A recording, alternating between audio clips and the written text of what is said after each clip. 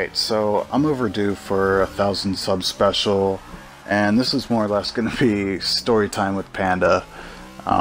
So if you want to stick around and hear kind of how I got started drag racing, I'm going to try to answer some questions and going to try to leave you on an inspirational high note, okay?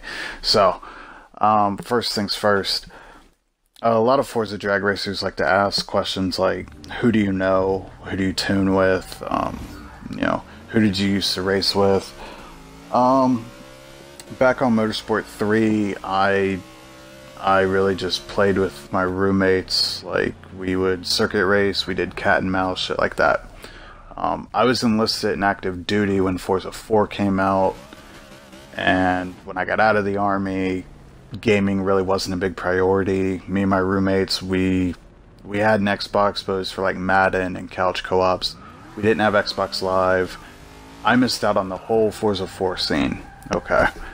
Now, I started drag racing in Horizon 2 with a bunch of really good friends, and that was more or less a street sim list because it was A-class, no aluminum blocks. Most people were running stock motors. Like 800 horsepower, 3,000 pounds or more, just to try to simulate a realistic street weight.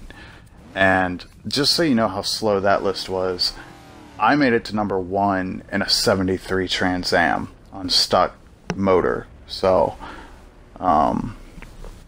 you know, that's kind of where I roughly learned how to drag race. As we went up from A-class to S1, as we lowered the weight limit, as we upped the horsepower limit, the one rule we tried to keep was no aluminum blocks. Like, we tried our best not to use that 6.2 or whatever the LS was. And that's when we started to realize some cars are just faster than others, this, that, and the other. That's when I bought the car pack for the Buick GSX. It's actually the only DLC I'd bought on Horizon 2, and mainly I did it because a bunch of people told me the car wasn't fast and I wouldn't be able to make it fast because it was too torquey and too heavy. Bro, just like the Trans Am, when I pick a car in Forza, I just look through and whatever I like, I pick. If you can't tell, the 73 Trans Am and the 79 Camaro, I'm a fan of the 70s F-bodies. And then the Buick, I mean, that's just, oh man, it's just a big A-body, and I love that thing. But, digressing a little bit, it's about that time that I met Super Spool, and at that time, he was going by the gamer tag of Ozone214. So, he taught me a lot of shit I didn't know. Like, when I met him, my cars were still slammed. You know, I'd still never put a 6.2 in my car. There's just all kinds of things he taught me about Forza drag racing. One of the biggest things was, we ran on this respect rule of, like, I'm never going to build your car and show up talking shit or calling you out in your car. I didn't build a 70 Camaro until like the end of Forza 6, like maybe a month or two before Horizon 3 came out, and that was out of pure respect for turbo effects. So once I started hanging out with Super Spool and I met some of the fastest Forza drag racers, I realized, bro, parts builds and car shootouts are like the only way to really know how fast you are. And that's when I started my YouTube channel. I started YouTubing shit because, honestly, I just felt like we were really fast.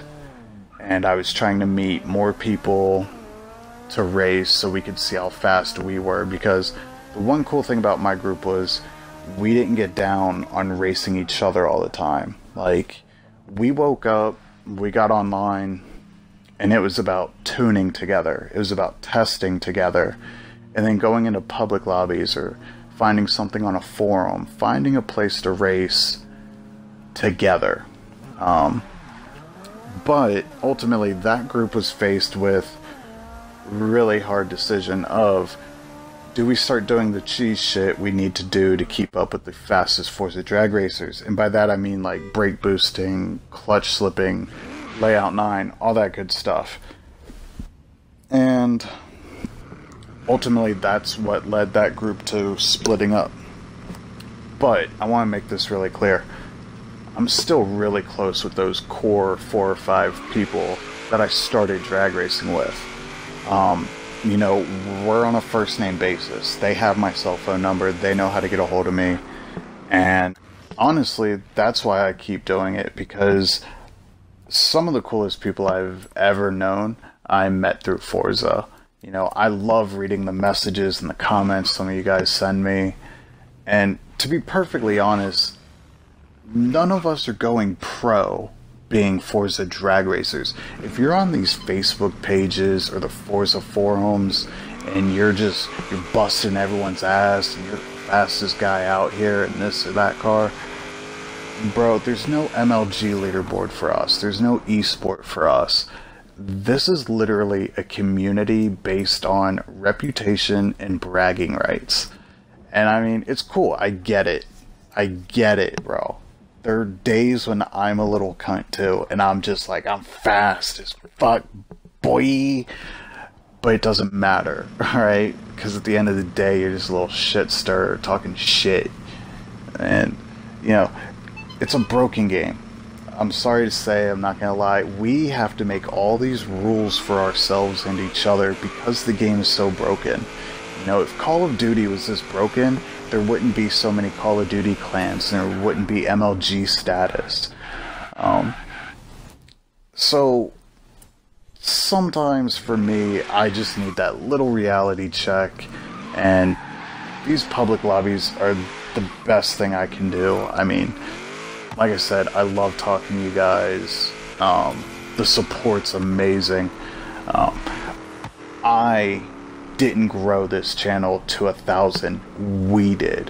You know, whether or not people want to acknowledge or admit it, we contribute to the community. And I think it's awesome that the Forza community is growing. I think it's awesome that the drag community is growing. You know, it might be because I hit 1,000, but I'm actually at that point where I'm really comfortable seeing other Forza channels. I don't care what it is, bro. Glitches, drifters, roll racing, drag racing, big or small, I'm just happy to see Forza channels getting out there, getting views. I think it's awesome. I'm not gonna lie. A couple of months ago, yeah, I was salty about it. If I see a Forza channel with more subs than me, yeah, I'd be a little salty. If me and another Forza YouTuber made a similar video and they had more views than me, yeah, I'm salty.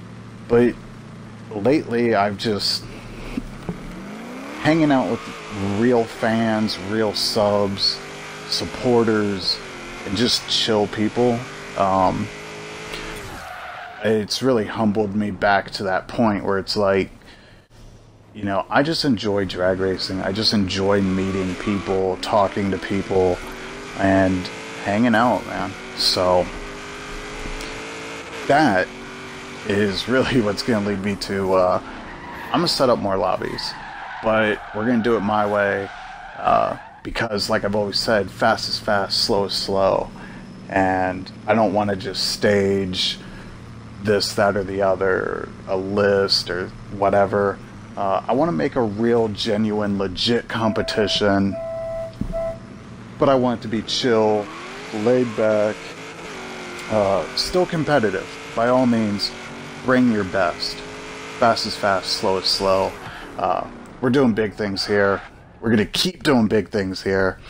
I fucking love all the support y'all give me. It means the world. A bunch of people said they wanted longer videos. Comment below, let me know what you think. Personally, I think this one ran a little long. I didn't repeat myself too much, but I hope you liked it. Comment, Subscribe if you haven't. Like or dislike to let me know if you did like it. Alright, peace. What's the point of a race? See if I'm better than the other guy. Just proves you're faster, that's all. If I were to race, it would have to be for something important. Well, why else do it at all? It's trust and character I need around me. Yeah, who you choose to be around you, let you know who you are. Look at all those people down there. They follow the rules for what? They're letting fear lead them. What happens if I don't? Life's simple. You make choices and you don't look back.